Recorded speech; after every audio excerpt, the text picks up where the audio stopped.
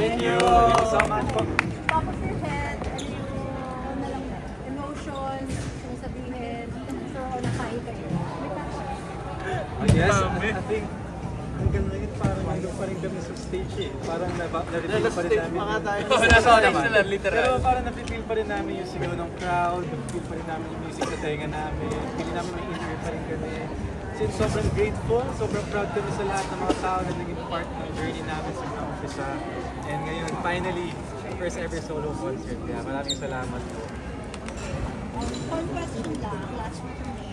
Ano tingin nyo ang headline was about? Prepare? Sabi prepare na. Hindi, siguro yung headlines na namin ngayon is BGYO Blessed. Kasi yun nga sa concert na to, ramdam na ramdam namin yung pagmamahal ng mga tao na nasa paligid namin. Yung BGYO, yung production, yung ASEC, yung family namin, yung friends namin, lahat talaga support na nila sa amin, yung pagmamahal. Kaya yung wala, sobrang blessed na kami. Na-meet ba yung expectations mo for nanay? Para sa amin, no, nabigay namin yung gusto namin mangyari, nagawa namin. And sobrang happy kami na, ayun, kasi di ako makapaniwala na tapos na, nabigay na namin. Kasi kanina bago kami sumupa ng stage, sobra yung kaba namin. Kasi hindi kami makapag-isip ng ayos, dito lang kami nakapost. Yung pinakakabahan. Baka nga ako eh. Pero kasi kanina umaga pa lang nakatulala na ako, eto na agad iniisip. So, how did you handle the kaba? Wala, nag-uusap lang kami, tsaka yung mga tao sa paligid, talagang cheer nila kami. And ayun, nagtutulungan lang kami sa backstage. Yes, tsaka sobrang yung tipong tignan pala namin sa mata isa't isa, whether it's BGY or kasama sa team namin.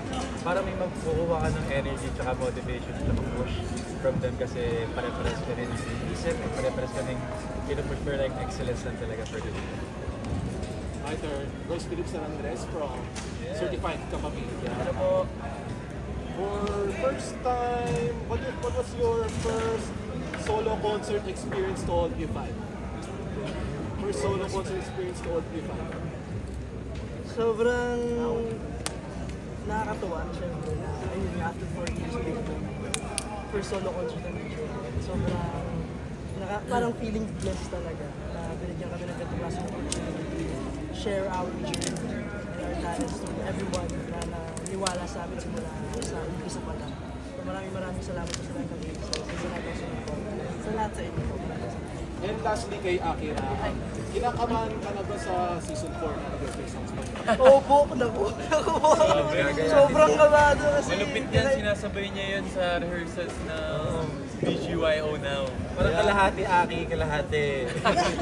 Bubog yan. Feeling ko magtapos mo yung split personality na talaga. Kasi iba-ibang artist na yung nasa. Pero masaya naman, saka excited para sa ganung klase opportunity. Anyways, best of luck, Kira. Thank you po.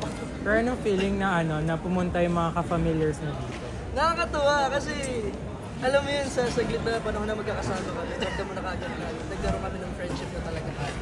So yung nakita ko sila talaga parang, oh my God, talaga nagpunta sila para supportahan yung BGYO, para mas makilala pa nila kami. And every time na nasa taping kami talagang super fun lang. Kaya ang saya ko na nung in-invite ko sila talaga nagpunta sila. So, thank you po sa inyo. Lahat po. Anong prod sa concert ninyo yung pinaka-hirapan? Actually, Sa isa. ako personally, yung opening kasi yun yung magsiset ng tone ng concert. So, kailangan talaga doble yung energy. At yung transitions, yung talaga sobrang critical talaga ng mga transitions. So, konting mali lang. Malalate na sa mga susunod na song. Ako po, hindi po siya isang prod. Mahirap po yung changes, yung transitions. Yes! So, for this concert, madami po kasi changes. To give our aces a new experience. Pero, it's for our aces. So, Ako pinaka-nahirapan siguro kasi solo prod is yung last chunk, yung From the Light hanggang Kala Kilometro. Kasi the whole time kanina, pinupuli kasi yung legs ko. Pero buti na lang naagapan naman. And yeah, yun yung parang kailangan mo talaga i-feel na ano na segment kasi yun yung mga sinaunang songs natin. Kaya I'm happy performing it again together with BGYO ngayon sa concert namin. For me, bukod sa sinabi nila, kasi yung concert dire-diretso siya eh. Yung quick changes sa outfit. Sobrang talagang nakakangarag siya. Pero thankful kami sa team na wardrobe na kayo sa visual. Kasi talaga, pagpasok namin dun sa palitan, talagang tulong-tulong sila. Pero yun, masaya. Yeah, agree ako kay Akira. Yung mga mabilisang wardrobe changes, kailangan talaga on time ka kasi syempre tuloy-tuloy nga yung music. And also, yung agree din ako kay Jello, yung the light rod. The light, the baddest. Magnet. Lahat ng Kala, comeback. kilometro. Pagod na ako sa part na yun. Pero yeah, kinaya.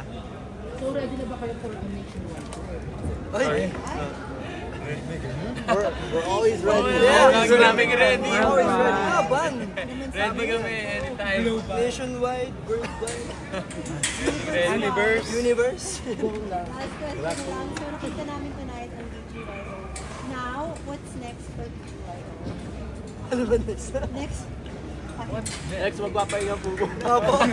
Yes, of course. 2 days, 3 days. Pero yeah, expect more performances pa rin po. Siyempre, hindi naman po dito nagtatapos sa mga performances namin. And also, malay mo, more music or we don't know. Just, if I were you guys, follow nyo kami sa BGY_PH. Every month, nag-release kami ng aming scheduler. So, doon yung malalaman kung saan po kami mag-perform next, kung may bagong release ba, or kung may anong content na bagong number. So, yeah. Pero for the next few days, I think matutulog muna. Matutulog mo muna Bawi kami. muna kami. Bawi muna ng tulog, pahinga. Okay, we are down to our last question, and that question will come from Bernard of Philstar.com. You recently had your all these stages na nomination sa Alphonse. Yeah. So, on your this now meron kayong concert. So, what are the bigger things to expect for you? Well, since this was our first ever concert, I think BGYO now is proof na we are ready for bigger things and we are ready to conquer bigger stages. So, whatever is next for us, I'm sure we'll keep going and we'll be doing our best. Thank you. Thank you po. Thank you po. Picture? Thank you po. Picture? Picture, dito one, go. Thank you.